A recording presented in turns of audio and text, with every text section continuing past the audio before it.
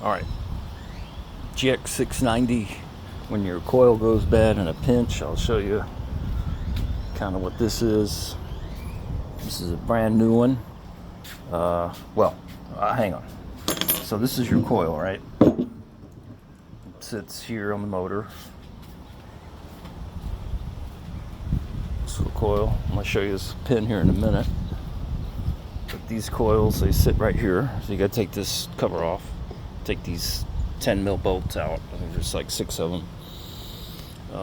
That one don't come out. You just have to. You can see what I did there. But this cover's got to come off. And these coils sit right here, and there's another one that sits over there, right? And this is the problem with them. If you see this right here, you see how that's coming apart? That's the ground.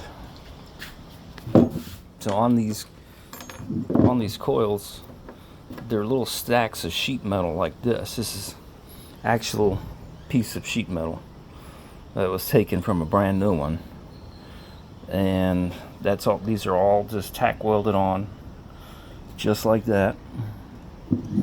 Okay, and they're all just, you can't tell because this one's just pretty old, and this one has been replaced.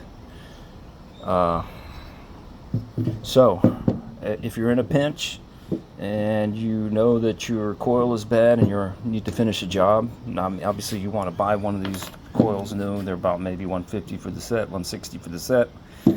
But you're on the job and you got to order it. It's going to take a few days to get in. Here's a quick fix you can do that has worked for me. Say this. This is pretty much what's going to happen while you lose the ground. You see how that's coming apart right here, that little piece right there? So eventually this first layer of sheet metal is going to bend back off, and then this is the ground, believe it or not. And this is completely rusted out, but brand new. These are just all little thin sheets of this exact same deal, and they're just tack welded on the corner here. So eventually over time what happens is they come loose, they bend up, and they lose the ground. So the way to fix that is this is an old hanger. Matter of fact, this is the other one that I had on there. I've actually had this on here for about 1.5 years, and it still works. And all I did was took that 10 mil screw off, and then I put this pretty much, yeah, well, I can kind of show you this way. Say if it was bent back this way, you know, like up, I just cut it. This is just a wire hanger, and I just clamped it down, and I pushed this back together. So that, I don't know if you can follow that, but basically this sits like this. If I could, let me just straighten this out real quick. Yeah, anyway, I can't straighten it out but with one hand, but basically it sits like that, and you got to bend that back.